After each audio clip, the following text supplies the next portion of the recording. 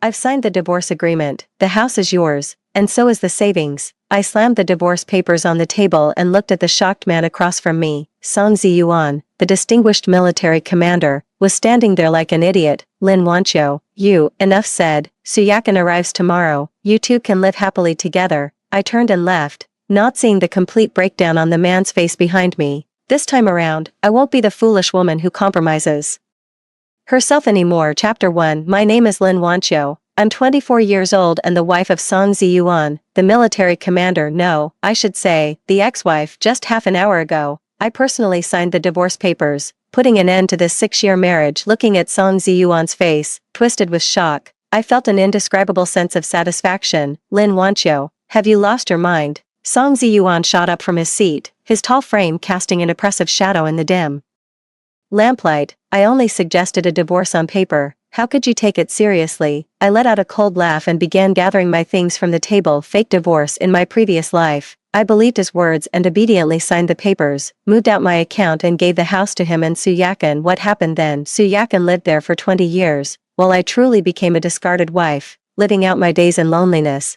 Song Ziyuan, you said it was a fake divorce, so let me ask you. When is Suyakan leaving? I turned around and stared straight into his eyes. This question I had asked countless times in my previous life, and each time I received only evasions. Sure enough, Song Ziyuan's eyes flickered. She's not well, she needs to recuperate. Recuperating for 20 years, what are you talking about? Song Ziyuan's face darkened. Wanqiu, what's wrong with you today? Weren't you always so understanding before? I was indeed understanding before understanding enough to give up the wedding house, understanding enough to move into a narrow apartment, understanding enough to watch my husband with another woman, but that was the previous life's Lin Wanqiu. I don't want to be that understanding fool anymore. I've had enough of understanding. I put the divorce certificate in my bag. From today, we have no relationship. Suyakan can stay as long as she wants, since this house is now hers. After saying that, I picked up my suitcase and walked out. Lin Wanqiu, Song Ziyuan rushed over and grabbed my wrist. You can't leave. What about the kids? Xiao Jun and Xiao Hua are still so young. I was hurt by his grip and struggled to break free. Take the kids with me. No way. Song Ziyuan's voice was almost a roar. Where can you go with 2 kids as a woman? You have no job, no income. What will you use to support them? I've heard this in my past life too. Back then, I was indeed convinced and willingly left the children with him, leaving with nothing. As a result, under Suyakan's care, Xiao Jun dropped out of school at 12, and Xiao Hua was sent to the countryside at 14 and never returned, and I, until my death, never got to see my own children again in this life. I will never make the same mistake again. Don't worry, I have a plan. I shook off his hand, my tone so calm it felt unfamiliar to myself. Tomorrow, I'll take the children and leave. We'll all go our separate ways and live in peace. Song Ziyuan was stunned. He probably never imagined that his usually weak wife could be so resolute. Wanqiu, his voice suddenly became low, carrying a barely noticeable panic. Did you misunderstand something? There's really nothing between me and Suyakan. She just needs someone to take care of her. Needs you to take care of her. I found it amusing. Song Ziyuan, you're a military commander, not a nanny. Besides, if Suyakan is unwell, why not go to the hospital? Why does she need to stay in our home? This question stumped Song Ziyuan. He opened his mouth, but no words came out. I ignored him and walked out the door. Directly in the courtyard, Suyakan was sitting in a rattan chair reading a book, and the moonlight bathed her in a quiet, elegant beauty. Hearing the noise, she looked up and saw the suitcase in my hand, a hint of satisfaction flashing in her eyes. Sister Wanqiu, are you going on a long trip? Her voice was so sweet it made people shiver. In my previous life, I was deceived by her appearance, always thinking she was a kind and innocent woman. Now it seems she is more cunning than anyone else. Suyakan, starting from tomorrow, this will be your home. I stopped, looking at her fake smile. I hope you take good care of this home. Suyakan clearly didn't expect me to be so direct, her expression stiffening for a moment. Sister Wanqiu, what do you mean by that? Exactly what it sounds like. I gave a cold smile. I've divorced Song Ziyuan, and from now on, this is your world. With that, I walked towards the door without looking back. The sound of Song Ziyuan's pursuing footsteps echoed behind me, along with his frantic shout, Lin Wanqiu, stop right there. I didn't stop in this life. I will no longer compromise my own happiness for anyone. The moment I stepped out of the courtyard gate, I took a deep breath. The air of freedom, it feels great. Chapter 2. I moved into a guest house with my 2 children. Xiao Jun is 8 years old, and Xiaohua is 6, both are well-behaved children. As I packed my bags, Xiaojun asked with teary eyes, "Mom, why do we have to leave home?" Xiaohua was more direct, clinging to my leg and crying, "I don't want to leave Dad, I want to go home." I crouched down and gently stroked my daughter's cheek. "Xiaohua, Mom is taking you to our new home." "Okay, what about Dad?" Xiaojun asked timidly. A pang of pain shot through my heart, but I forced myself to say, "Dad has another aunt to keep him company, he doesn't need us anymore."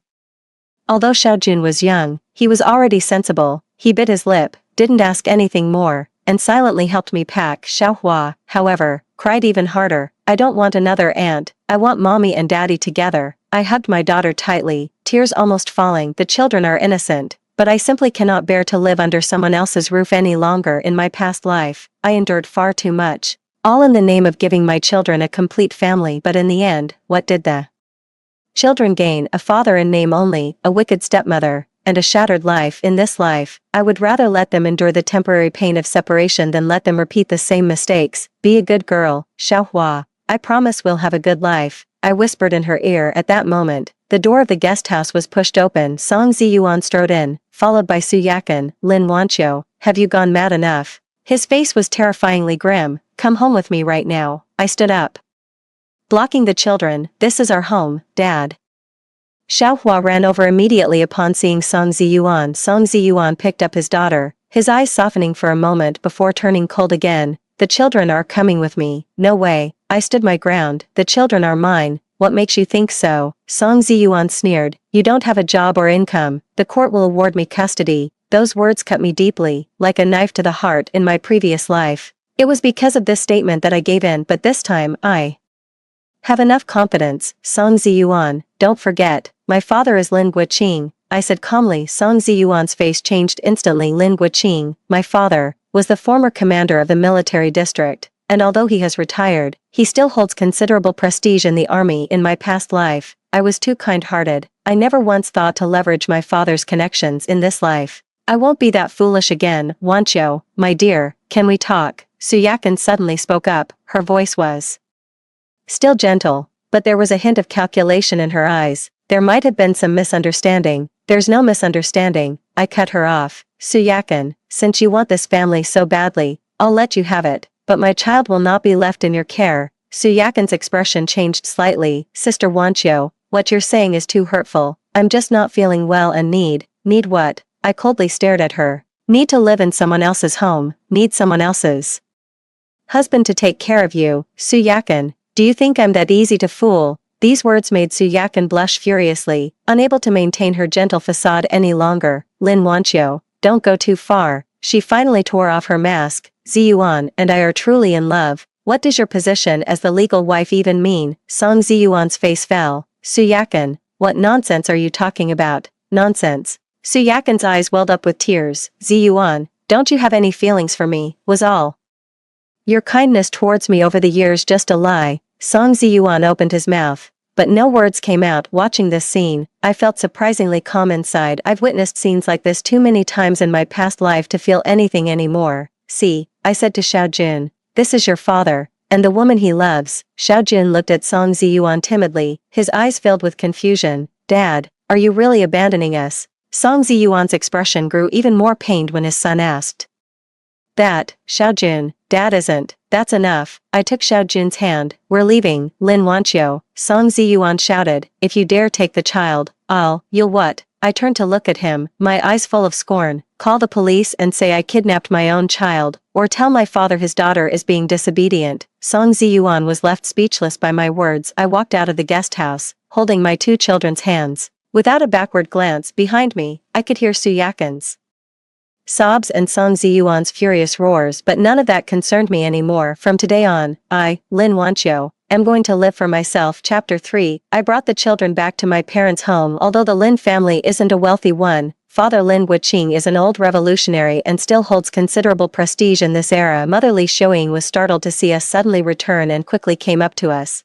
asking, "Wanqiu, why have you come back? Where is Ziyuan?" I handed her the divorce certificate. "Mom, Song Ziyuan and I are divorced." Li Xiuying took the certificate, glanced at it, and her face instantly fell. what's going on? How could this happen out of the blue? Mom, I'm exhausted. Can I just rest for a bit? I really didn't want to explain it all over again, seeing how worn out I looked. Li Xiuying's heart ached for her daughter. She didn't press further and instead went to prepare some food for the kids. Though Xiao Jun and Xiao Hua were young, they could sense the heavy atmosphere and sat quietly to the side without making a sound. That evening, when Father Lin Wuqing returned from work and heard about the incident, his face turned dark and frightening. Wanqiu, what on earth happened? He asked in a low, grave voice. I took a deep breath and recounted the entire story from beginning to end. Of course, I didn't mention anything about being reborn. I just said I'd suddenly seen the light and couldn't take it anymore. Lin Wuqing slammed the table in fury after hearing this. That bastard Song Ziyuan, what was I thinking? Marrying my daughter off to him. Dad, what's done is done, there's no use talking about it now, I said flatly. I just wanted to ask if I could stay at home for a while. Silly child, this has always been your home, Li Xiuying said, her heart aching as she took my hand. You can stay as long as you like. Lin Wuqing nodded as well. I'll go settle accounts with Song Ziyuan tomorrow. Dad, no need, I shook my head. Since he chose Su Yakan, let them live their lives. I just want to take good care of the kids now. At that moment, there was a hurried knocking at the door. Li Xiuying went to open the door, only to see Song Ziyuan standing outside, his face looking terrible. Ziyuan, why are you here? Li Xiuying felt a bit awkward seeing her. Song Ziyuan forced a smile. Auntie, I've come to take Wanqiu and the kids home. Home? What home? Lin Wuqing's voice came from inside the house. You already have Su Yakan. What do you want with my daughter? Red-faced from the words, Song Ziyuan still mustered the courage to walk in. Uncle, you've misunderstood. There's really nothing between me and Su Yakan. Nothing, I scoffed. Then why is she living in our house? Why did you say you two are truly in love? Song Ziyuan was left speechless by my questions. After a long silence, he finally spoke. Wanqiu, I admit, I do have some feelings for Su Yakan, but you have to believe me, I never once thought about divorcing you. So what you're saying is, you want me to serve you alongside her? I found it laughable. Song Ziyuan, don't you think a little too highly of yourself? Song Ziyuan's face turned pale and then flushed. That's not what I meant. What do you mean then? Lin Wuqing slammed the table and stood up. Song Ziyuan, don't think I don't know what you're up to. You want to have your cake and eat it too, playing my daughter for a fool. Uncle, I really didn't. Enough. I stood up, coldly staring at Song Ziyuan. Song Ziyuan, listen carefully, we're divorced, and from now on, we have no relationship whatsoever. You can be with whoever you want, just don't bother us. Song Ziyuan looked at my resolute expression, a flicker of panic in his eyes. Wanqiu, you can't do this, the children need a father. They have a father, I said calmly, it's just unclear whether this father wants them. These words left Song Ziyuan utterly speechless because he knew deep down that if forced to choose between Su Yakan and the children, he would choose Su Yakan. Seeing his expression, I completely gave up hope. Please leave, don't make me call for help. I pointed towards the door. Song Ziyuan stood there, unmoving for a long time. Finally, he gave me a deep look and turned to leave. I felt a strange sense of relief watching his back. In this life, I no longer have to grieve over this man. Chapter 4. After Song Ziyuan left, the entire house fell silent. Xiao Jun and Xiao Hua sat quietly to the side, their eyes filled with confusion and unease. I walked over and gently stroked their heads. Xiao Jun, Xiao Hua, from now on we'll be living with your grandparents. Okay. Xiao Hua's lips trembled. Mom, has Dad abandoned us? Her question felt like a knife twisting in my heart. The children are innocent in all this, but I just don't know how to explain it to them. Xiao Hua, your dad, I started to say, but was cut off by Xiao Jun. Mom, I know. 8-year-old Xiao Jun suddenly said, Dad has a new auntie now. He doesn't need us anymore. His words brought a sudden heat to my eyes. Such a young child, yet already able to see through the complexities of the adult world. Xiao Jun, Mom, I don't blame Dad, Xiao Jun said, looking at me earnestly, but I want you to be happy. Those words completely shattered my defenses. I held my 2 children tight, unable to hold back the tears any longer. In my past life, I endured too much humiliation, all in the name of giving my children a complete family, but in the end, all they received was more pain. In this life, I would rather let them bear the temporary pain of separation, if it means I can give them a truly warm and loving home. Mom promises, we'll be just fine, I whispered softly in their ears. The next day, I began to ponder our future life. In this day and age, it's really not easy for a divorced woman to start over, but with the memories of my past life, I know many ways to make money. For instance, we are now in the early stages of reform and opening up Although running a small business still carries risks, it has already begun to be permitted. I recalled a story I heard in my past life about someone selling tea eggs at the train station, earning several tens of dollars a day. Several tens of dollars was quite a substantial income in this era. The more I thought about it, the more feasible it seemed, so I decided to go to the train station to check the situation. "Wancho, where are you going?" Li Xiaoying asked, sounding worried as she saw me. "Changing my clothes. I'm just going to take a look at the train station, Mom," I said simply. "The train station? What are you going there for?" "I want to try my hand at a little business, to earn some money to support the children." Li Xiaoying was taken aback. "Business, Wancho? Don't be ridiculous. What kind of business could a woman like you possibly do? In this era, women who openly engage in business are indeed subject to gossip, but I can't worry about that anymore, Mom. I can't keep relying on the family to support me," I said seriously. "I have hands and feet, and I'm sure I can support myself and the children." Li Xiaoying, seeing my determined expression, finally relented. "Well, be careful then." I nodded and left the house with some money. The area around the train station was indeed bustling, with many travelers coming and going. I took a look and noticed that there were indeed people selling tea, eggs and buns, and business seemed quite good, but these people seemed to be local vendors. A bit wary of my unfamiliar face, I didn't act rashly. Instead, I went home to prepare. That evening, I shared my thoughts with my parents. "Do business?" Lin Wuqing frowned. "Wancho, have you thought this through? We're not short of money. Why do you need to go out and expose yourself?" "Dad, I don't want to rely on the family forever," I said earnestly. "Besides, I don't think there's any shame in doing business, as long as it's a legitimate trade." Lin Wuqing was silent for a moment, then finally nodded. "Since you want to do it, go ahead and give it a try, but be careful, and if you run into any trouble, come back home." With my father's support, I felt much more settled inside. Early the next morning, I began my preparations. I bought eggs, tea leaves, star anise, and other seasonings, along with a large pot. I'm going to try making a pot of tea eggs at home first, to see how they turn out. Just as I was busy, there was another knock at the door. Li Xiaoying went to answer it, and I heard her surprised voice. "Yakin, what brings you here?" My spoon paused in my hand. What did Su Yakin come for? Soon, Su Yakin walked in, still looking frail, her eyes slightly red, as if she had been crying. "Auntie, I want to talk to Wancho." Her voice was still so gentle. I put down what I was doing and looked at her coldly. "What is there to talk about?" Su Yakin was startled by my coldness but quickly composed herself. "Wancho, I know you've misunderstood me, but I really want to explain." "Explain what?" I cut her off. "Explain why you're living in my house. Explain why you said you and Song Ziyuan are truly in love." Su Yakin's face went pale. I was just speaking in the heat of the moment, a moment of anger," I sneered. "Su Yakin, don't take everyone for a fool. I know exactly what you're scheming." Su Yakin flushed crimson at my words, her gentle facade crumbling. "Lin Wancho, don't you go too far. Ziyuan and I grew up together. What are you? What am I?" I stood up, looking down at her. "I am his ex-wife. I am the biological mother of your children, and you are nothing." My words drained the color from Su Yakin's face. "Lin Wancho, what do you mean what?" "I'm not giving you a chance to speak, Su Yakin. I'm telling you, Song Ziyuan is yours now, so cherish him, but don't even think about coming to me and playing the victim. I'm not falling for that." Su Yakin was rendered speechless by my words, standing there in an awkward position, unable to advance or retreat. In the end, she ran out with teary eyes. I watched her walk away, and felt nothing inside. In my past life, I was too kind,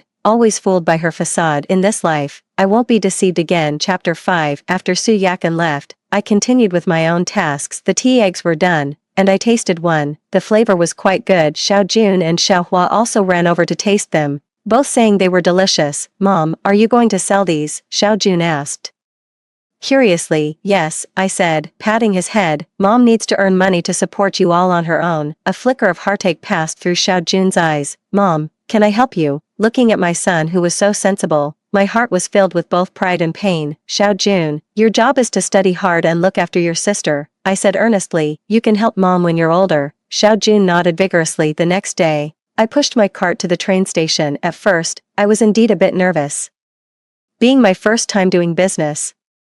But soon I realized that these worries were unnecessary. The aroma of the tea eggs quickly drew in quite a few passengers, combined with the fact that my eggs were genuinely well cooked. Business was better than I had imagined. I sold over 50 in just the morning, making 7 or 8 yuan. That was a considerable income back then. Just as I was feeling pleased, I suddenly spotted a familiar figure. Song Ziyuan, in his military uniform, was striding towards me. His face was terrifyingly grim, his eyes blazing with anger. Lin Wanqiu, what are you doing? His voice was low, but I could feel his suppressed fury. Selling tea eggs, I replied indifferently, continuing with my task. Have you lost your mind? Song Ziyuan hissed under his breath. Do you have any idea how humiliating this is for me in the military, the wife of a commanding officer, selling tea eggs on the street, ex-wife? I corrected him. And it's a legitimate business. What's so shameful about that? My retort made Song Ziyuan flushed crimson. Wanqiu, come home with me. Stop making a spectacle of yourself here. What home? I scoffed coldly.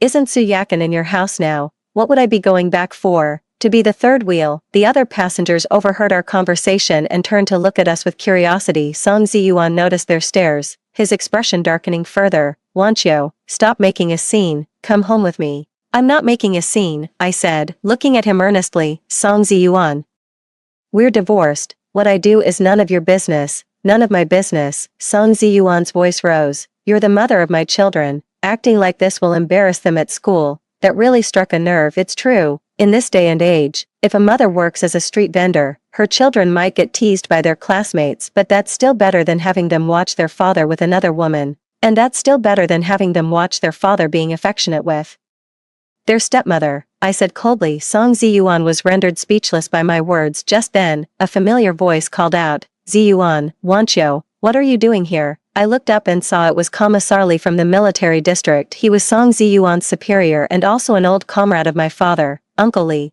I forced a smile. Commissar Li looked at the tea eggs in front of me, then at Song Ziyuan's pale face, and probably guessed what was going on. Wanqiu, what is this, Uncle Li? I'm doing a little business, I answered truthfully. Commissar Li frowned. A small business, Wanqiu, how could you? He didn't finish his sentence before I interrupted. Uncle Li, there's nothing shameful about doing legitimate business. Commissar Li looked at Song Ziyuan, then at me, and finally sighed. I've heard about your situation. Ah, it's all a tangled fate. Uncle Li, please don't be troubled. I was packing up. I know this might affect Song Ziyuan's image, but I also need to live. Political Commissar Li fell silent for a moment before asking abruptly, Wanqiu, do you still intend to continue with this? Yes, I nodded. I have to support myself and the children. Seeing the resolve in my expression, Political Commissar Li finally nodded. All right then, but you must be careful. If you encounter any difficulties, come to the organization. These words made Song Ziyuan's expression darken even further. Even Comrade Li supports my business, so what grounds does he have to oppose it? Comrade Li, you can't indulge her like this, Song Ziyuan couldn't help but say. Comrade Li gave him a cold look. Ziyuan, you're not in a position to say that. These words made Song Ziyuan turn red with embarrassment. The message from Comrade Li is clear. If you've made a mistake, don't blame others for choosing independence. Watching Song Ziyuan's awkward expression, I actually felt a sense of satisfaction. In my past life, I always considered him and his reputation. In this life, I live only for myself. I'm going home, I said, pushing the cart and heading out. Song Ziyuan tried to say more, but Commissar Li stopped him. Ziyuan, you need to do some serious self-reflection. Stepping out of the train station, I took a deep breath. Even though I ran into Song Ziyuan today, I didn't back down. That gave me a real sense of accomplishment. Starting today, I'm going to build a brand new life for myself and my children. Chapter 6. In the following days, my tea egg business kept getting better and better, not only at the train station, but I also tried selling outside nearby factories and found the workers loved them too. Earning over 10 yuan a day was quite a decent income back then. Xiao Jun and Xiao Hua became happy seeing me bring money home every day. Mom, you're amazing. Xiao Hua clapped her hands and said, I want to be just like you when I grow up. Hearing my daughter say that warmed my heart, but the good times didn't last. On the third night, as I was at home preparing the goods for the next day, there came another knock at the door. This time, it wasn't Song Ziyuan at the door, but Su Yakin. She still wore that pitiful, delicate look, but a calculating glint shone in her eyes. Sister Wanqiu, can we talk? She said gently. There's nothing to discuss. I didn't even look up. Su Yakin saw me like this. Her face flashed with anger, but she quickly regained her composure. Sister Wanqiu, I know you hate me, but can we talk for the sake of Ziyuan? For Song Ziyuan, I sneered. He's yours now, so why are you coming to me? Su Yakin's face turned slightly red. Sister Wanqiu, don't misunderstand. Ziyuan and I are just what? I put down my work and looked at her. Just living together. just being in love. Suyakan, what exactly are you trying to say? Suyakan was rendered speechless by my question after a moment of silence. She suddenly changed her expression. Lin Wanqiu, I came here today to tell you that Ziyuan is in great pain. What does that have to do with me? He drinks every night, muttering your name, Suyakan said, tears glistening in her eyes. Did you know? He's even let it affect his work because of you. Her words struck a chord within me. In my past life, Song Ziyuan was indeed a workaholic. He rarely let personal matters interfere with his job. So what? I said, suppressing the turmoil in my heart. He's an adult. He has to take responsibility for his own choices. Suyakan saw that I was wavering and continued, Sister Wanqiu, go back. Ziyuan still loves you. I can leave. What did you say? I suddenly looked up at her. Suyakan bit her lip, looking like she was making a sacrifice for Ziyuan's future. I am willing to leave. I was stunned for a moment, then couldn't help but laugh. What game is Suyakan playing? In her previous life, she was absolutely unwilling to leave. So why is she suddenly being so generous this time? Suyakan, do you think I'll believe you? I said coldly, or do you have other plans? Suyakan's expression changed. I have no other plans. I just hope Ziyuan will be okay. Fine, I interrupted her. If you really wanted him to be fine, you shouldn't have shown up in front of him in the first place. Suyakan's face turned red from my words. Lin Wanqiu, don't go too far. Me going too far. I stood up, coldly staring at her. Suyakan, you live in my house, steal my husband, and now you come to my parents' home. Who's going too far here? Suyakan was intimidated by my presence and took 2 steps back. That's not what I meant. What do you mean by that? I pressed on. Spit it out. What exactly do you want today? Suyakan gritted her teeth and finally told the truth. Ziyuan, he said he wants to marry me, but he needs your forgiveness. I was stunned. So that's how it is. Song Ziyuan wanted to be with Suyakan openly and legitimately, but he was afraid of damaging his reputation. So, he sent Suyakan to plead his case. What a clever scheme. Forgiveness. I sneered. Suyakan, go back and tell Song Ziyuan that who he marries is none of my concern, but he shouldn't expect my forgiveness. Suyakan's face turned deathly pale. Wanqiu, dear sister, and one more thing, I interrupted her. Don't ever come to my house again. I don't want to see you. After saying that, I pushed her out the door and closed it. Through the door, I heard Suyakan crying outside, but I felt no sympathy in my heart. In my past life, I fell for that pitiful act of hers far too many times. In this life, I won't be fooled again. The next day, I went to sell tea eggs as usual, but around noon, a few people from the Administration for Industry and Commerce suddenly showed up. Comrade, do you have a business license? The middle-aged man in the lead asked sternly. My heart sank. In this era, private businesses had just been permitted, but the procedures were still very complicated. I'm in the process of getting it, I said, forcing the words out. You can't operate without a license. This is illegal, the middle-aged man said coldly. Pack up your things. You're coming with us. I know someone's pulling the strings behind this, but I have no proof, so I just have to take the loss. Just then, a familiar voice called out, wait. I turned around and saw, to my surprise, that it was Commissar Li. Commissar Li, the middle-aged man's demeanor immediately turned respectful upon seeing him. Commissar Li walked over and looked at my tea egg stall. What's going on here? Reporting, sir. This comrade is operating without a license. We need to take her in for questioning. The middle-aged man replied. Commissar Li frowned. Her license is being processed. Give her a week. As long as she gets it sorted within the week, it's fine. Well, the middle-aged man hesitated. What? Are my words not good enough? Commissar Li's tone turned sharp. No, of course not. It's your call. The middle-aged man said hurriedly, then turned to me. You have 1 week. If you can't get the license sorted, you'll have to cease operations. After the people from the Industry and Commerce Bureau left, Commissar Li said to me, Wanqiu, you need to get that license sorted out as soon as possible. Thank you, Uncle Li, I said gratefully. Commissar Li glanced at me. Child, I know it's not easy for you, but some people won't let you off so easily. I knew who he was referring to. Who else could it be but Song Ziyuan? But I am not afraid. In this life, I will not compromise with anyone. Chapter 7. After Comrade Li left, I packed up and went home. I kept thinking along the way that although Comrade Li helped today, it's not a long-term solution. I need to get the business license as soon as possible so I can do business legitimately. But in this era, getting an individual business license is not easy. It requires a lot of procedures and connections. Just as I was thinking about this, Xiao Jun suddenly ran over. Mom, someone's looking for you. I looked up and was surprised to see it was Uncle Wang. the head of logistics for the military district. Uncle Wang and my father were old comrades in arms and had always been very close. Uncle Wang, what brings you here? I asked. Somewhat taken aback, Uncle Wang smiled and said, Wancho, I heard you've started a business. Yes, I answered truthfully. Uncle Wang nodded. That's good, self-reliance is a virtue. He paused and then said, Wancho, I have an idea. I wonder if you'd like to hear it. Please go ahead. It's like this. Our military district's cafeteria has been wanting to improve the meals. Since your tea eggs are quite good, could you supply them to us? I was taken aback for a moment. Supplying the military district's cafeteria? That's a big deal, Uncle Wang.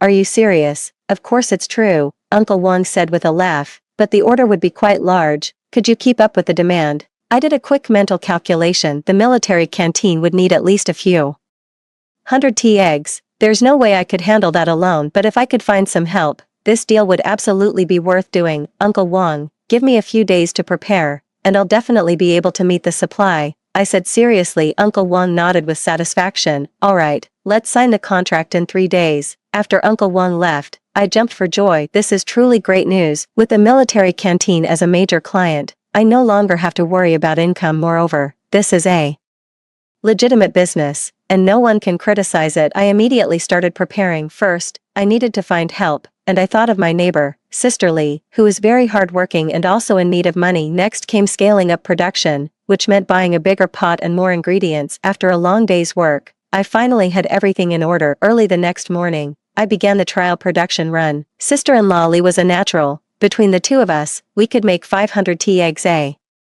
day, and the quality was consistently good. Just as I was about to go sign the contract with Uncle Wang, Song Ziyuan appeared again. This time, his face looked even worse, and there was even a hint of anger in his eyes. Lin Wancho, that's enough, he snapped as soon as he walked in. What exactly are you trying to do? I'm not trying to do anything. I just want to live my life, I replied calmly. A good life, Song Ziyuan sneered. If you keep making a scene like this, not only you, but even I will become a laughingstock. What's that got to do with me? I retorted. Song Ziyuan, we're divorced. Your reputation is none of my concern. Song Ziyuan's face flushed crimson with anger. Lin Wancho, don't think you can do whatever you please just because you have someone backing you. Do whatever I please. I couldn't help but laugh. Song Ziyuan, if running a legitimate business counts as doing whatever I please, then what do you call living with Su Yakan? Song Ziyuan was left speechless by my words. After a moment of silence, he suddenly said, Wancho, I admit it, I was wrong before.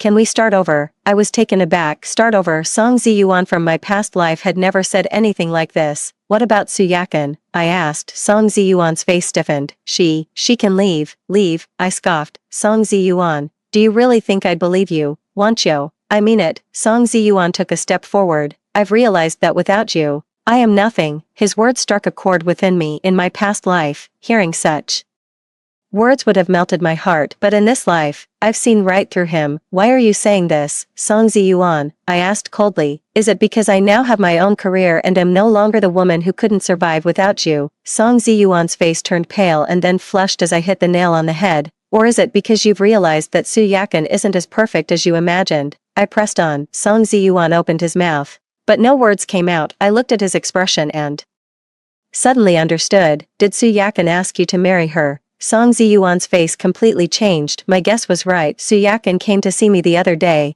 saying she was willing to leave. It was all just a test. She was testing to see if I was truly done for good. Now that she's sure of my stance, she started pressuring Song Ziyuan to marry her. But Song Ziyuan has never been one to take responsibility. He wants to have his cake and eat it too. Enjoy Su Yakan's tenderness while keeping me his dutiful wife. By his side, Lin Wancho. Please, let me explain, Song Ziyuan said urgently. Save your breath. I cut him off. Song Ziyuan, let me make this clear. Even if every other man on earth were dead, I would never come back to you. Those words drained the color from Song Ziyuan's face. Wancho, please leave. You're disturbing my work. I turned away and went back to what I was doing. Song Ziyuan stood there for a long while, but in the end, he left. Watching his retreating figure, I felt not a single ripple of emotion. In this lifetime, I will not waste a single second on this man. Chapter 8. The next day, I signed the contract with Uncle Wang as agreed. The military canteen wants not only tea eggs but also pickles, buns, and various other foods. This is a huge business opportunity for me. I immediately expanded the production scale and hired a few more workers. Soon,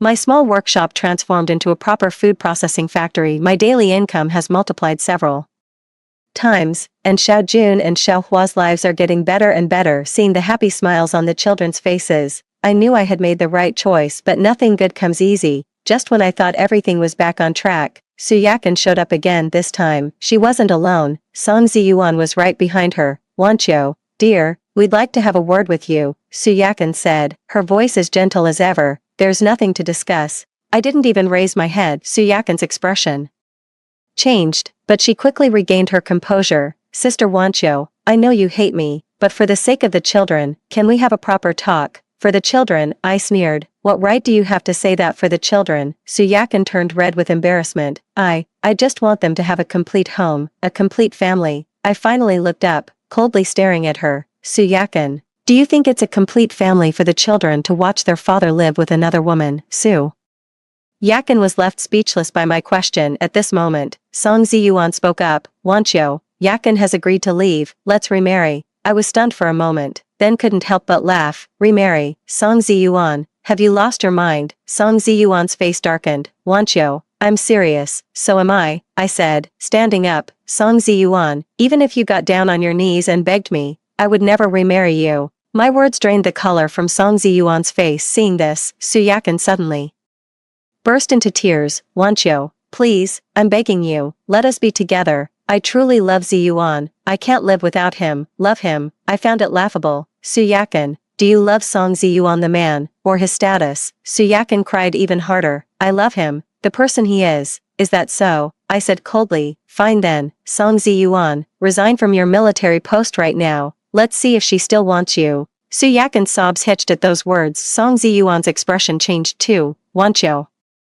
don't be ridiculous." "Me, ridiculous?" I looked at the two of them. I just wanted to see how genuine Su Yakan's love really is. My words left Su Yakan utterly mortified, and her tears dried up completely. Song Ziyuan, seeing this, quickly said, "Wanqiu, what conditions would make you agree to remarry?" "What conditions?" I thought for a moment. "Song Ziyuan, I want you to publicly admit in front of everyone in the military district that you wronged me and apologize to me." Song Ziyuan's face changed. "That's impossible." "Impossible," I sneered. "Then don't even mention remarriage." Song Ziyuan was rendered speechless by my words. How could he admit his mistake in front of so many subordinates? If he did, how could he maintain his standing in the army? "Wanqiu, can we resolve this privately?" Song Ziyuan tried to compromise. "No," I firmly refused. "Song Ziyuan, you made me lose face in front of everyone. And now it's your turn." Seeing Song Ziyuan remain silent, Su Yakan grew anxious. "Ziyuan, say something." Song Ziyuan glanced at her, his expression conflicted. "Yakan, about this matter,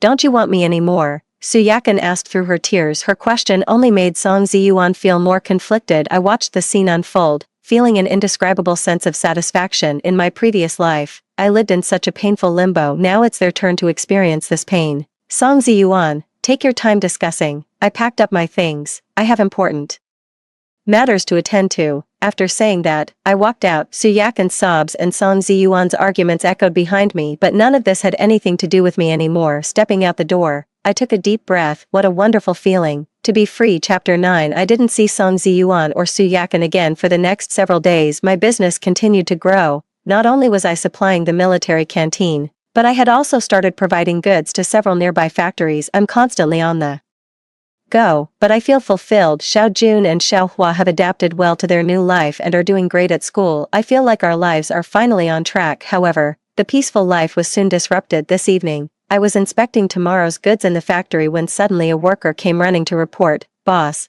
there are a lot of people outside asking for you." I frowned and went outside to find a group of industrial and commercial bureau officials. The leader was the same middle-aged man as last time. "Comrade, we received a report alleging issues with your factory," he said coldly. "What's the problem?" I asked. "Someone reported that you're using substandard ingredients and producing harmful food." My heart sank. I knew the ingredients were absolutely fine. This must be someone trying to frame me. I have legitimate sources for all my raw materials. Absolutely no issues. I argued forcefully. "Whether there's a problem or not is up to us to decide." The middle-aged man waved his hand. "Seal the factory, and take all the products back for inspection."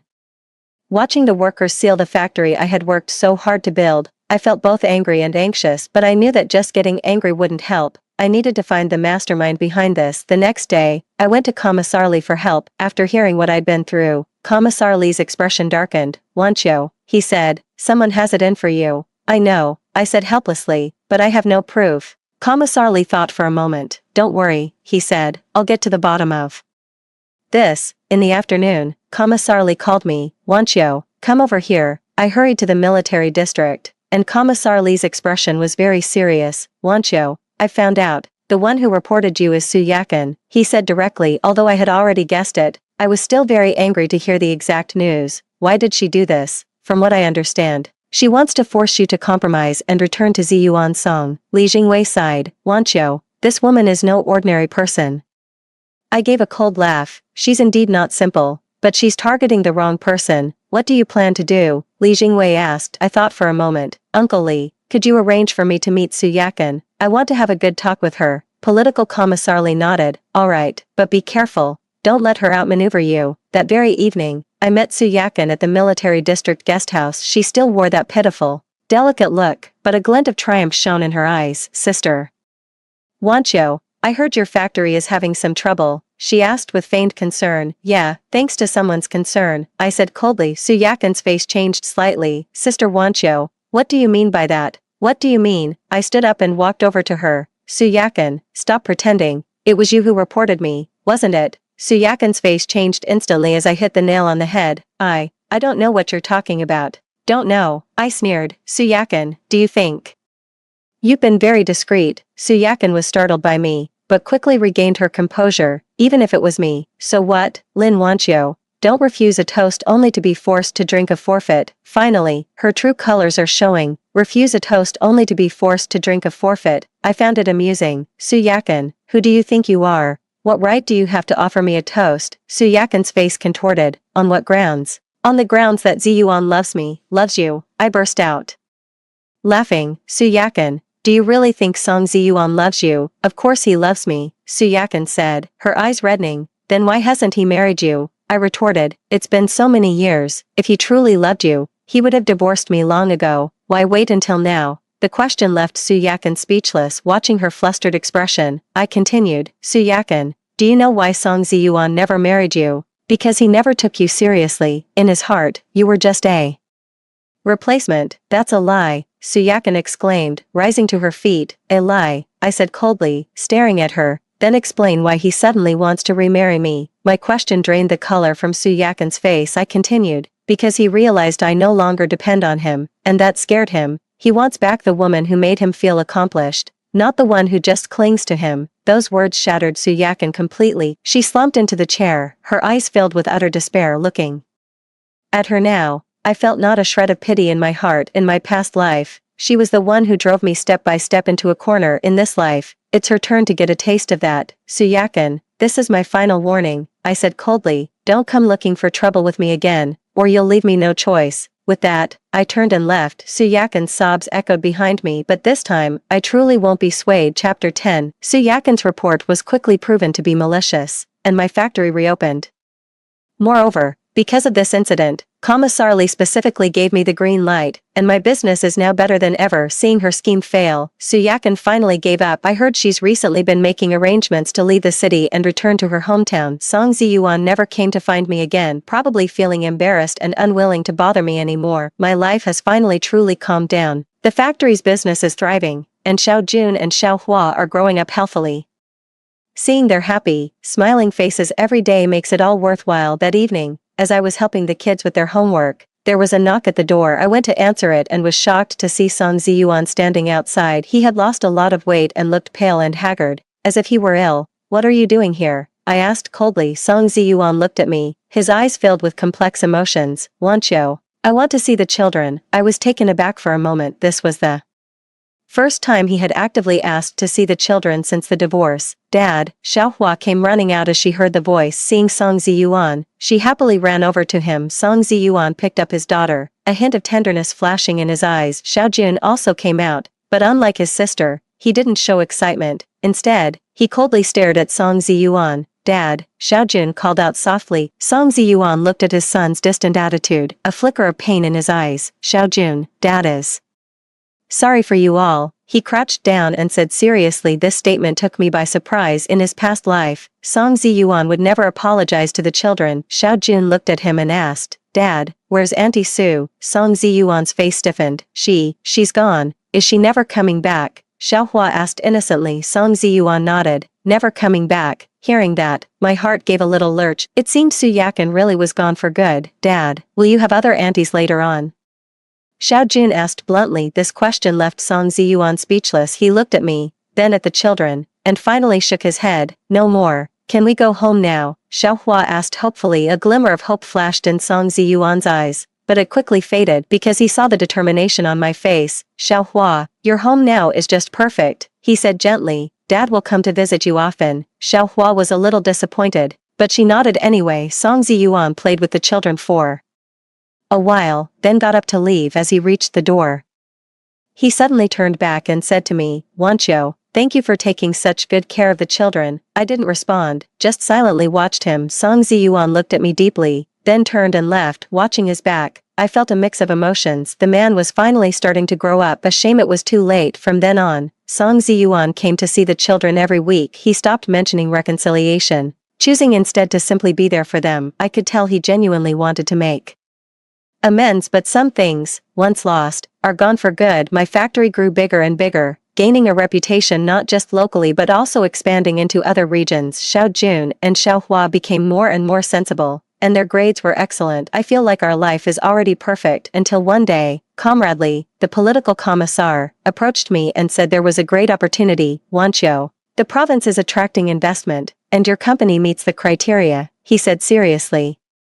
If successful, your factory could become a key enterprise in the province. This news excited me, but then political commissar Li said something that gave me pause. However, you'll need to move to the provincial capital. Move to the provincial capital. That meant leaving the place I'd called home for so many years, leaving all my friends and acquaintances behind. Uncle Li, I need to think it over, I said. Political commissar Li nodded. Of course, this is a big decision. Take your time. That evening, I broke the news to the children. Mom, are we moving? Xiao Jun asked. If we do move, would you be okay with that? I asked in return. Xiao Jun thought for a moment. Mom, I'll do whatever you think is best. Xiao Hua also nodded. I'll listen to Mom, too. Looking at my children being so understanding, my heart was filled with both gratitude and a pang of heartache. Finally, I made a decision. Yes, I'm moving to the provincial capital, not to escape anything, but to give the kids a better future. When I told Song Ziyuan about this decision, his expression immediately changed. Wanqiu, are you taking the children away? His voice trembled. Yes, I said calmly. The educational opportunities in the provincial capital are better. It will be good for their development. Song Ziyuan was silent for a long time before finally nodding. I understand. He didn't try to stop me, nor did he beg me to stay, because he knew it was the best choice. On the day we left, many people came to see us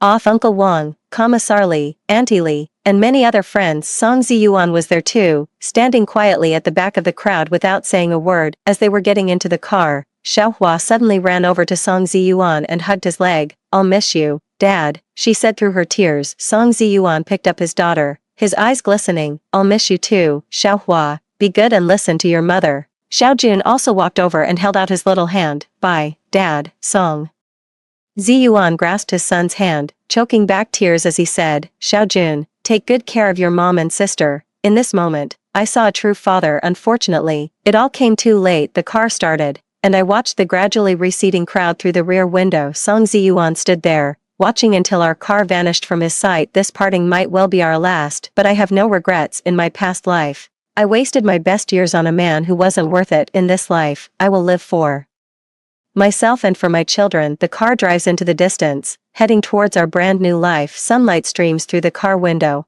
bathing us in its warm and bright glow. This is the life I've always wanted. Freedom, independence, full of hope. The end. Story 2. Shiliang, let's get a divorce. With a heart full of despair, I sent that final message and then blocked him. I buried our child on the hillside behind the house. That tiny urn holds all my endless regret and guilt, yet it cannot contain my love, which came too late. I knelt before the blank headstone and kowtowed, having not even had time to inscribe a name. I'm so sorry, my child. I couldn't protect you. May you find a heaven free from pain and sorrow. With bloodied hands, she scooped up a handful of earth. In burying her child, she buried all the love she had ever felt for Shiliang. After keeping vigil by the grave for 3 days and 3 nights, I finally returned home. While I was packing my things, Shiliang returned. With Xingyi, he had his arm around her, and in his other hand, he was pulling a woman's suitcase. It was hers. Is he bringing her to live here? If it were before, I would definitely be heartbroken. But now my heart is as cold as a 1,000-year iceberg. The affairs of that scumbag and slut no longer concern me. When Shiliang saw me, his originally gentle and refined face immediately darkened, and his gaze turned accusing and gloomy. Yan Yunqi, is it fun for you to make such a fuss every day? It's just that I wasn't there during your delivery, and now you're blacklisting me and threatening divorce, and now you're planning to use running away from home as a tactic to force me. This will only make me even more disgusted. A sharp pain in the heart, and the hand packing things paused.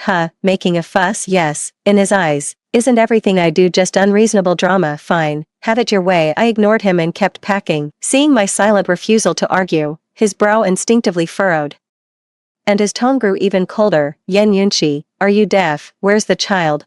So you do remember the child? I hurled the remote control at his feet, my gaze icy. Jingyi limped to shield him behind her, defending him with a heartache. Yunqi, don't blame Shigij. It was my carelessness that caused me to sprain my ankle. Shigij was worried about me, so he rushed over. Next time, I won't call him. She was gentle and kind, but her gaze at me clearly carried a challenging intent. I looked at her 7-inch stiletto heels. So, that's why she sprained her ankle. I suddenly found it ridiculous. No matter how she acted, the one who is loved always feels invincible. This isn't the first time Shi Liang has ditched me to go see his one that got away. Back when Jingyi was still abroad, he dropped everything and flew to her on a red-eye flight. More than once, the excuses were even more ridiculous. She had a fight with her husband and just couldn't cope without him by her side. I just pretended not to know, all to protect this hard-won marriage of ours, but I never imagined my forbearance would only embolden him. After Jingyi divorced and returned to the country, he ignored me completely, coming and going with her as if I didn't exist. They were like a devoted married couple, and this time, he heartlessly abandoned me while I was hemorrhaging badly, just to accompany Jingyi to her prenatal checkup. Our baby was stillborn, gone forever without ever having the chance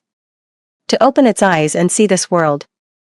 Yet he stayed by another woman's side, guarding someone else's child. I am filled with indignation, but even more so with despair. Shi Liang, his only conscience, has been devoured by the dogs. My thoughts return, and I walk toward the stairs with a cold demeanor. That's your business, it has nothing to do with me. Shi Liang was convinced I was still angry about him abandoning me. He snapped, Yan Yunqi, are you really that selfish? Your child was a life, but isn't Yi's child a life too?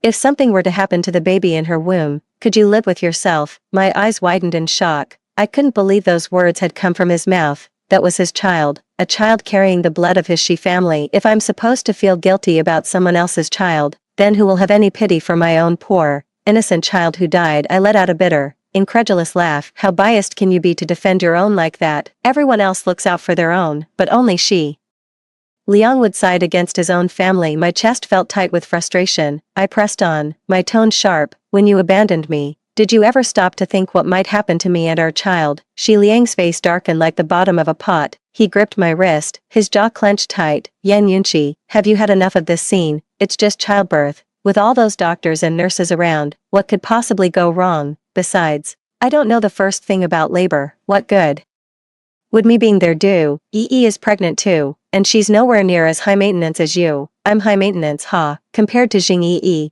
What I'm doing is nothing. Who is it that keeps calling him over? One day with a headache, the next with a sore hand. Even if she loses an extra hair today, she'll act sickly and make him stay with her. After getting pregnant, I had severe morning sickness and often fainted and fell. The doctor said I have a weak constitution and need to take extra care of my pregnancy. Meanwhile, Jingyi eats well, drinks well, and could probably take on a tiger with her bare hands. I was the one who truly needed companionship all along, yet he was willfully blind and heartless. He indulged every single one of her whims, yet saw everything I did as mere tantrums. So this is the stark difference between love and indifference. I'll ask you one more time, where is the child? All the anger turned into the cold light in my eyes, each word piercing the heart.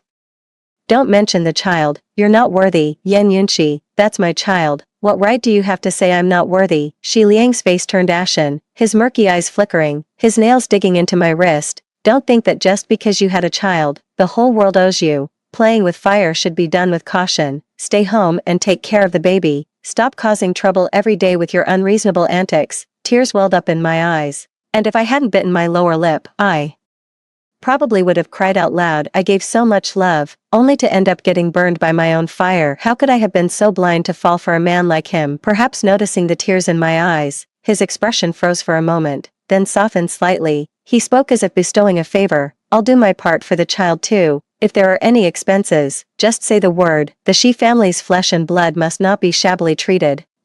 Is this what he considers a concession in the past?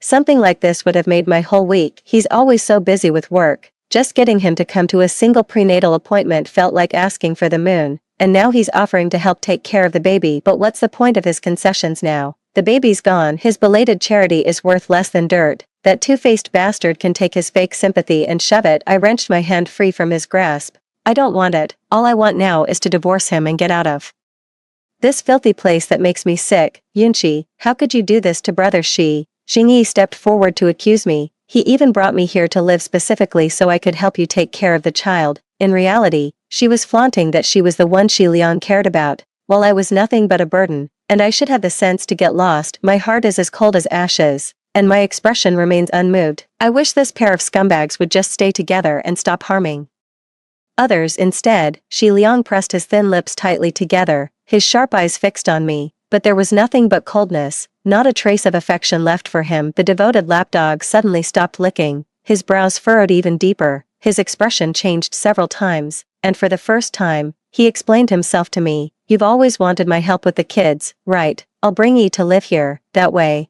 there's an extra pair of hands to help out. That has to be the lamest excuse I've ever heard. For a moment, I actually thought he'd had a pang of conscience and finally realized his wife and children were his priority. Turns out, he was just using it as a pretext to bring his white moonlight to live with him. Very well, you've sunk to the bottom of the barrel. I let out a cold laugh, not wanting to deal with them anymore, and headed upstairs. Yan Yunchi, what kind of attitude is that? Stop right there. Are you deaf? His restrained, furious roar came from behind. This was the first time I had defied him in the 3 years of our marriage. A dog he had raised to be obedient suddenly bared its teeth at him one day, and he panicked, resorting to harsher measures to suppress it. But he didn't know that a dog obeys out of loyalty, while a person obeys out of love. If love is gone, where does obedience come from? I went back to my room to pack my things, and outside, the sound of objects clattering could be heard, likely Shi Liang helping Xingyi arrange the guest room. Logically, Xingyi should have been put up in the guest room on the first floor,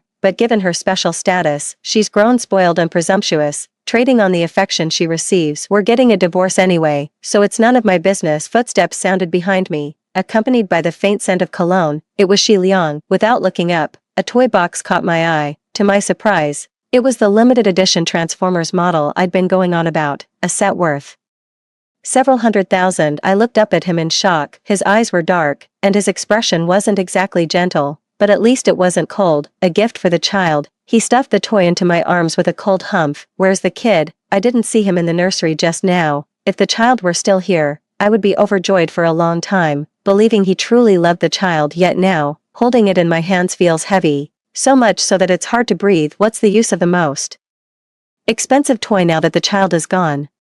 Can it bring the child back to life? Save your fake concern. I'm not telling you anything. I clenched the toy box, my knuckles turning white from the strain. Shi Liang's jaw tightened, his features darkening with menace. After searching the room fruitlessly, his imposing aura grew even more intense. Don't think for a second I'm powerless. Don't come crying to me later. With that parting shot, he made a call to his assistant right in front of me. Find the child's whereabouts. Now, I want results.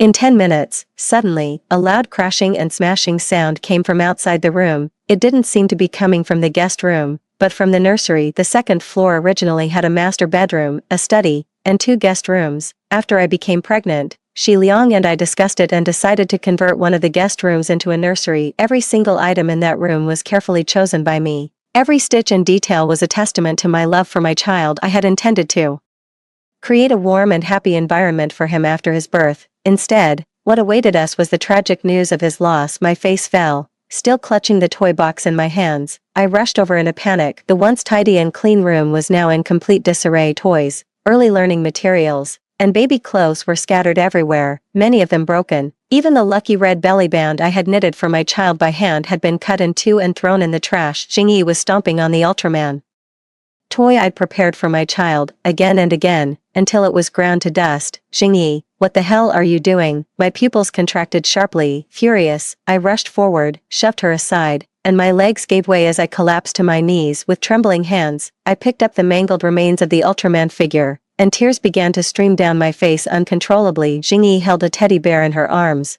Looking down at me, the doctor said I'm having a girl. Girls don't like Ultraman.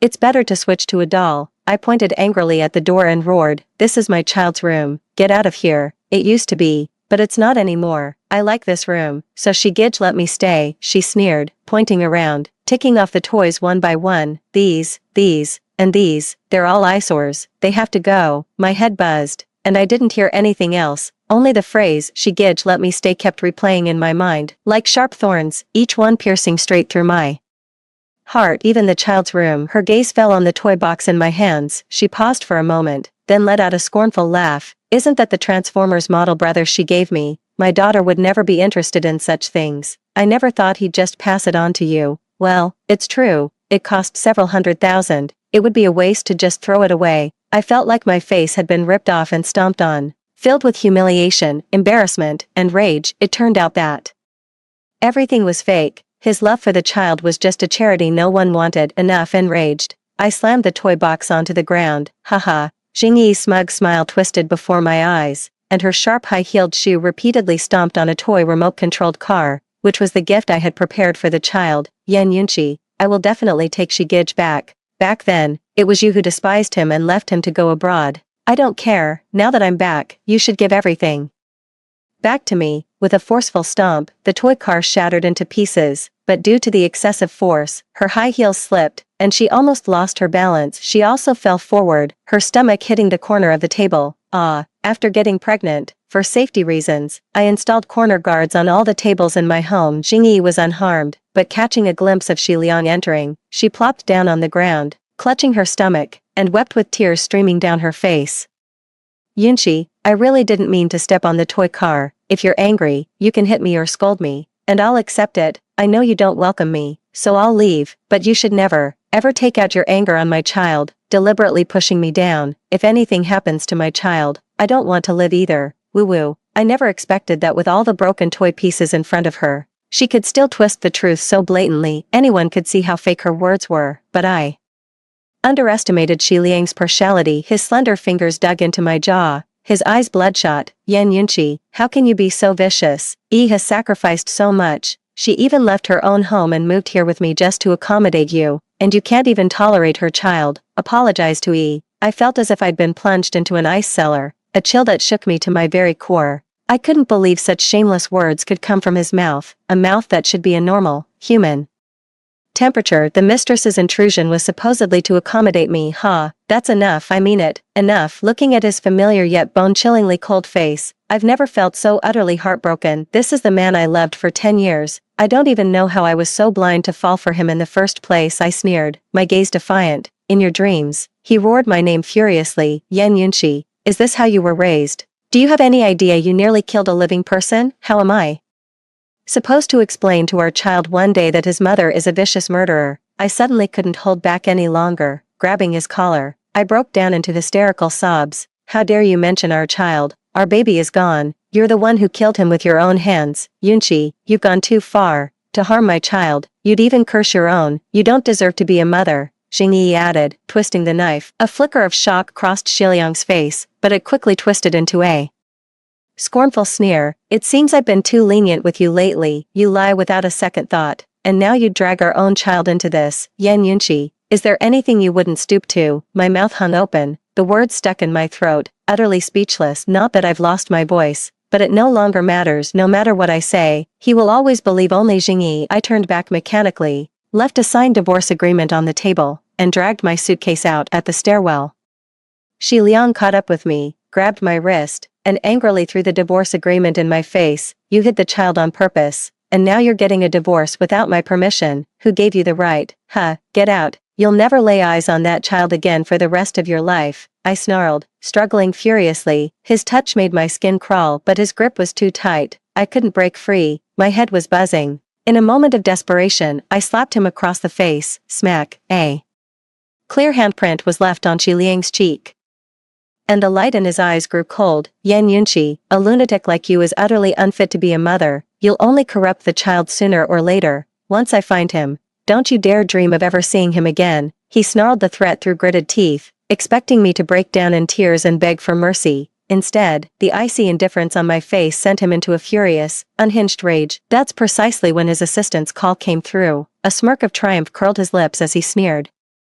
Perfect. It seems my assistant has located the child. He put the call on speaker, and the assistant's hesitant voice filled the room. Mr. Shi, unfortunately, the child died in the womb on the day of delivery, and the madam suffered a massive hemorrhage, nearly losing her life as well. The phone slipped from his hand and crashed to the ground by his feet. The call was disconnected, and the dial tone became the last sound in this world. I watched as Shi Liang's smile gradually froze, evolving from shock to disbelief, then to fear, regret, sorrow, and pain, as if he had experienced the full spectrum of life's joys and sorrows in an instant. It turns out that one doesn't need masks to change expressions so quickly. He stood there, frozen, his face as pale and lifeless as a statue. I couldn't even read his expression. Was it regret? But would you truly feel regret? Thud, Shi Liang's legs gave way, and he knelt directly before me, his eyes bloodshot and brimming with tears. I'm sorry. I'm sorry.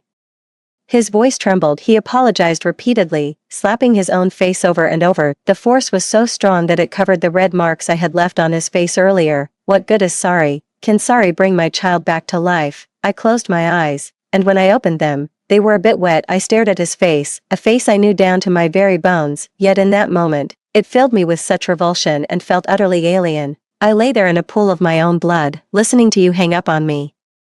Over and over, with each call, my heart grew colder, and our child's life slipped further away. Do you have any idea? He was smothered to death. Inside me, I screamed the last words, my voice breaking with utter devastation. I'm a monster, Shi Liang roared, driving his fist into his own face. He spat out a mouthful of blood, the crimson stain lingering at the corner of his mouth. I showed no mercy, coldly watching his pain and regret. What's a little pain? It's just a drop in the ocean, Shi Liang. I want you to live with regret for the rest of your life. I picked up the divorce agreement from the ground, shoved it into his hand, and spoke in a voice as cold as ice. 10 o'clock tomorrow morning, in front of the Civil Affairs Bureau. I'll be waiting. I was dragging my suitcase, turning to go downstairs, when a hand closed around my wrist. I stopped in my tracks, but I did not turn around. Can you give me one chance to make things right? His voice, choked with anguish and barely coherent, pleaded from behind me. My refusal was almost instantaneous. The tightly clenched hand slowly loosened its grip. I took another step and left behind this hellscape of painful memories. The baby was gone, the nursery was gone, and as for him, I no longer cared. I returned to my old rented apartment. More than 3 years had passed, yet everything remained exactly as it was, including the photo of Shi Liang and me still sitting on the table. After graduating from university, I rented this apartment for the convenience of work. I only moved out later when I married Shi Liang. My marriage to Shi Liang lasted 3 years, but I had loved him for a full decade. Back in my first year of high school, he chased off the bullies who were trying to extort protection money from me. From that moment on, he became the secret joy of my heart, so mysterious and wonderful. It wasn't until college that I found out he had a crush on someone else, a girl named Jingyi, but Jingyi only had eyes for the rich, bully of a campus heartthrob. Both he and I were left pining for someone out of reach. My submissive affection probably gave him a sense of superiority. He gladly accepted all my kindness while simultaneously courting Jingyi. I bought him breakfast, did his homework for him, and delivered water to him under the scorching sun. Yet, he would take his guitar and serenade her with love songs night after night beneath her dormitory window. I fought tooth and nail to save him a seat in the library, only for him to bring Jingyi to sit there, sending me off to buy her favorite iced black tea. Knowing he loved model kits, I worked nights delivering takeout, scrimping and saving until I could afford one as his birthday gift, but it didn't bring him half the joy of Jingyi's casual, offhand happy birthday. Everyone in school knew I was his lapdog, living a life that was a joke for him. After graduation, Jingyi married a rich second generation and went abroad. Shi Liang was heartbroken and drank himself into a stupor, mistaking me for Jingyi and pinning me down. Afterward, he wanted to take responsibility for me, but I knew he didn't have me in his heart and wasn't genuinely willing to marry me. I was about to be recommended for a graduate program abroad, and he wasn't yet the big shot CEO of a corporate empire, but I stayed for him in the end because I loved him. Loved him enough to give up everything, but I was wrong. 10 years of my life, wasted on that bastard.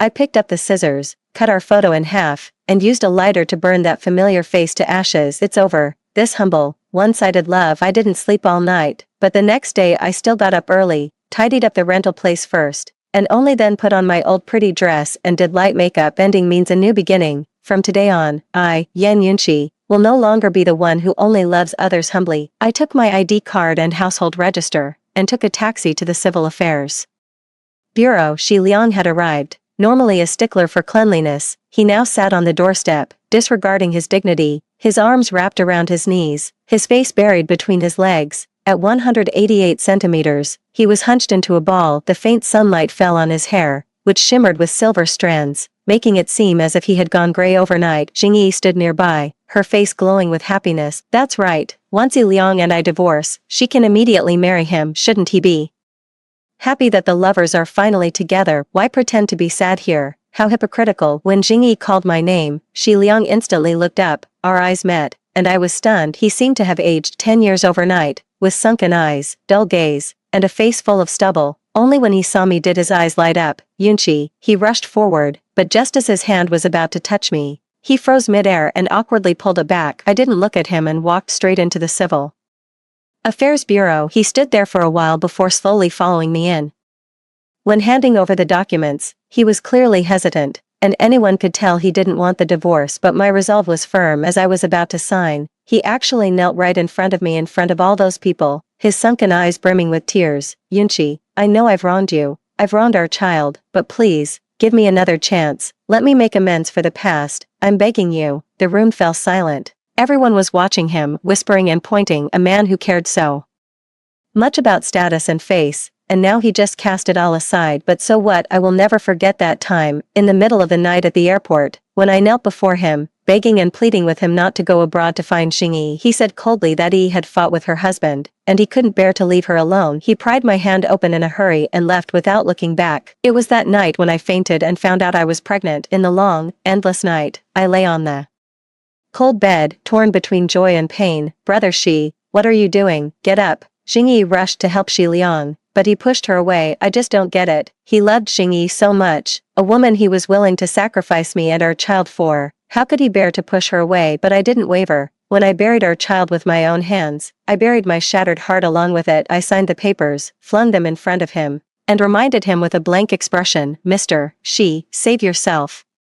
Some dignity. His hand trembled as he picked up the pen. After some tinker, I finally managed to get the divorce certificate smoothly. The red book was replaced with a green one, and I breathed a sigh of relief, as if a heavy stone that had been pressing on my chest for years had finally been lifted. Jingyi kept pestering Xi Liang to get the certificate, but he ignored her completely. His tall frame slumped on the bench, head bowed, tightly clutching the divorce certificate in his hand. His hunched figure was like a hedgehog curled into a tight ball, and he would turn his sharp spines toward everyone who loved him, as he always had, as he still does, and as he always will. But it no longer has anything to do with me. After leaving the Civil Affairs Bureau, I went to the hill behind. I placed the prenatal music player I brought from home in front of the grave, and the soothing melody drifted out. This was the child's favorite prenatal song. As soon as it played, his tiny hands would push against my belly, joyfully interacting with me, as if I could hear his tinkling laughter. As I thought about it, I smiled, but tears blurred my vision. I didn't tell the child about the divorce. He shouldn't have to bear the ups and downs of my life. I just want him to live healthily and happily in another carefree world. Looking at the blank tombstone, I finally bit my finger, dipped it in blood, and wrote down 5 words, son of Yan Yunqi. Back at the rental place, I threw away everything related to Xi Liang, bought new items, and started a new life. Back then, to marry Xi Liang, I gave up a guaranteed opportunity to pursue a master's degree abroad. After marriage, at his request, I became a full-time homemaker, which ultimately led to me losing touch with the outside world. I sent out several job applications, but they all went unanswered. Even when I got an interview, I was instantly rejected on the grounds of lacking experience. However, I didn't lose heart. In the end, I actually managed to land a job at a major company. Even though it's just an ordinary staff position, I believe all the hard work and effort will eventually pay off. My colleagues at the company are all very easy to get along with. On my very first day, they even threw a welcome party for me. This left me overwhelmed. Setting aside all love and hate, I threw myself wholeheartedly into work to get up to speed faster. I volunteered to work overtime, leaving early and returning late every day. The days were busy but fulfilling compared to the oppressive idleness at home before. My current life feels more meaningful and valuable. Days went by one after another. I never saw Xiliang or Jingyi again, nor did I ever seek out news of them apart from work. I would often go to the hillside to visit my child. I'd buy him all sorts of toys and lean against the headstone, listening with him to the gentle prenatal melodies, just as I did when he was still inside me, as if we had never been apart. That was, until I saw Xiliang's tall figure standing before the grave. He was kneeling there, with a Transformers model worth hundreds of thousands placed in front of him. I could hear him speaking, but his words were torn apart by the wind. Only when I got closer did I hear the choked sound of his voice. "I'm sorry, son." So that's what this was, a confession. I didn't have the heart to wonder how he'd found this place. With his capabilities, it was only a matter of time. Hearing my footsteps, he turned around. His haggard face took me by surprise. Barely in his 20s, yet he looked as weathered as if he'd lived half a lifetime, and had grown noticeably thinner. Clearly, he hadn't been doing well lately. When he saw me, a light flickered in his dull eyes. His pale lips parted slightly as he whispered my name, Yunqi. I ignored him, walked to the grave, and kicked the transformer model far away. I fixed him with an icy stare. My child doesn't want someone else's cast-off charity either. With red-rimmed eyes, he picked up the dirt-covered model and explained in a hoarse voice, "It's not like that. I bought this for my son. It wasn't something Yi didn't want. So it was Jingyi who had lied. It doesn't matter anymore how things really are. It doesn't matter how it was anymore. It's over. Xiliang, move forward." He suddenly knelt down again, deeply confessing to me, as if this was the only way to ease his troubled heart. When he took my hand, I noticed the scars on his wrist. Some deep, some shallow, crisscrossing. I know, those are the marks left by the blade cutting again and again. I was stunned. Such a proud and arrogant person, now reduced to dust. Through blurred tears, I seemed to see my former self again. Fate is always so strange. Once I loved him deeply, while he saw me as nothing more than grass. Now that I've moved on, he's the one who's stuck. If only we'd known then what we know now. Boom. Thunder rumbled in the distance, and the rain poured down, soaking him to the bone. In an instant, raindrops fell into his eyes, mingling with the tears that welled up from within and rolled down his cheeks. I resolutely pulled my hand back and turned my back to him. "Xiliang, it's no use. I won't forgive you. And please don't disturb me and my child anymore." Lightning streaked across the sky, illuminating his pale, pained face. I took a step, then another, moving further away. Before the grave, the tall figure knelt for a long, long time, as if merging into the flow of time. I've been rushing a project lately, almost working overtime until 10 p.m. every night. I've been afraid of the dark since I was a child, so I always leave a light on even when I sleep. However, according to company rules, lights must be turned off when leaving. Ever since I started working overtime, someone always leaves a light on in the lobby, making me feel less scared. After tidying up, I turn off the lights and leave, but I always notice the light coming from the office on the 32nd floor. I hear that's the CEO's office, but as a lowly employee, I have no chance of meeting him. I can't help but sigh. If even the CEO works overtime every day, how can someone like me not work hard? My rental place wasn't far from the company, and I walked to and from work every day. However, there was a stretch of road with few people and no streetlights. I can't remember which day of overtime it was, but suddenly a streetlight was erected there, lighting up my way home. Things were gradually getting better. Work was going smoothly because I had secured a very important project and was promoted to team leader. My colleagues teased me into buying drinks, and we drank late into the night. I got drunk and didn't even know when everyone left. I declined my colleague's offer to give me a ride and staggered home alone. In that alley, a man holding a knife blocked my way. My drunkenness vanished in fear, and I threw my bag at him. But he wanted more than just robbery. I ran for my life, but couldn't outpace him. The knife in his hand stabbed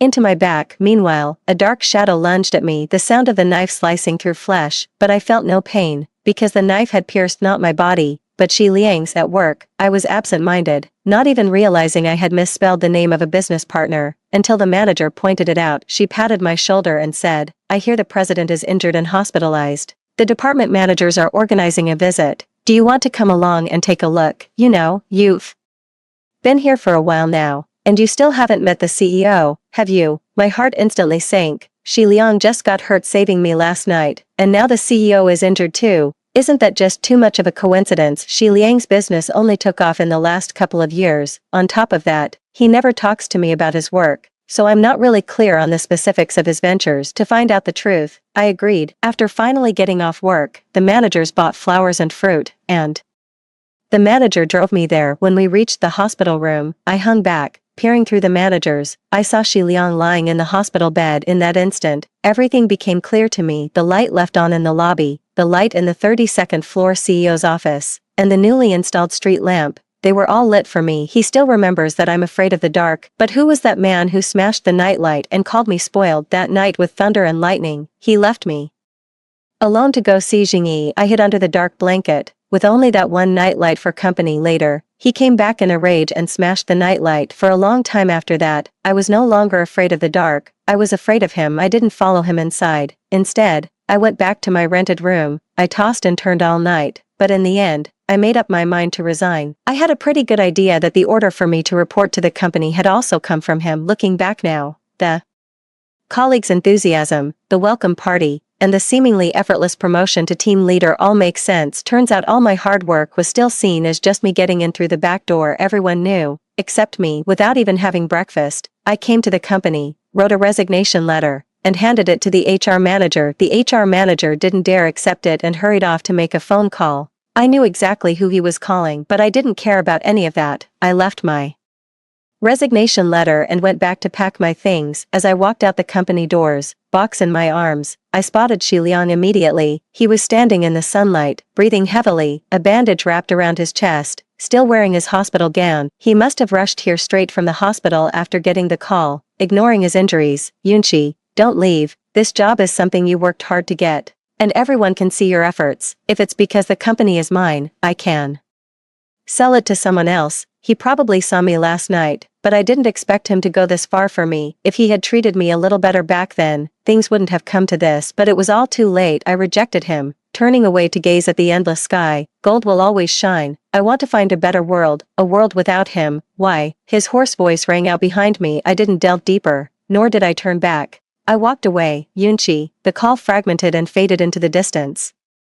I went to the back mountain. Due to the recent period of continuous overtime work, I haven't been able to visit my child in a long time. From a distance, there was a rectangular shadow beside the child's grave. Only when I got closer did I realize it was actually a small house. It must have been built recently. Everything is still brand new. I'm curious who built it and why here. With doubts in mind, I pushed open the door. I was instantly shocked by the familiar environment inside. It was exactly the same as the nursery in Shi Liang's villa. In other words, he moved the nursery here. The toys broken by Jingyi were also replaced with new ones. I know all he's doing is atoning for his sins. Suddenly, I noticed there was another room next to it, which turned out to be a bedroom. The bathroom was stocked with toiletries, clearly indicating someone lived there, and on the table was our wedding photo with Shi Liang. Footsteps came from outside. Shi Liang walked in, his left hand holding a bag of fruit and his right hand carrying a toy car model. His eyes lit up, and in a hoarse voice, he said, "You're here." He tore open the toy box, placed the model on the shelf, turned back to me, and smiled faintly. "I owe it to the child. I'll repay it for a lifetime. But what I owe you, I'm sorry. I don't seek your forgiveness, only hope you live a better life." I didn't answer him, just leaned against the tombstone quietly, accompanying the child as we listened to the melodious music. In a hazy state, I seemed to hear the child's tender voice. He said, "Mom, Dad is here with me. Go and pursue a better world." I'd decided to pursue further studies abroad to chase my long-held dream. If I hadn't chosen to marry Shi Liang, I might have already reached the pinnacle of my career by now. But dreams never die, and it's never too late to start. I didn't tell Shi Liang about going abroad. I only mentioned it to a friend. On the day I left the country, I went to the back hill one more time. Shi Liang wasn't there. After saying goodbye to the child, I strode away. In the airport terminal, I sat on a chair, among the bustling crowd. I caught a glimpse of a familiar figure. He was wearing a slightly loose, dark-colored suit. His features were delicate, but his eyes were rimmed with red. It was the same suit, but the man wearing it had grown thinner. He stood there motionless, hands in his pockets. Like a statue, he remained still, until glistening tears began to roll from his eyes. As the boarding announcement sounded in my ears, I stood up, picked up my luggage, and walked away without looking back. A sudden commotion broke out in the hall, and I didn't turn around, so I didn't see Shi Liang blocking Jingyi, and the knife in Jingyi's hand pierced his chest. 3 years later, I returned as the director of a multinational corporation. Over these 3 years, I blocked all news related to Shi Liang and devoted myself wholeheartedly to my work. 3 years have changed a lot. Things remain the same, but people are gone. I refused the company's arranged pickup and came alone to my son's grave this time. There was an additional grave next to it. The tombstone bore the name Shi Liang. Did he go to the child to confess? I turned on the prenatal music player, leaned against my child's gravestone, listened to the gentle melody, and searched on my phone for what had happened over the past 3 years. It turned out that on that day, he had shielded me from Jingyi, who was charging at me with a knife. In the struggle, the blade pierced his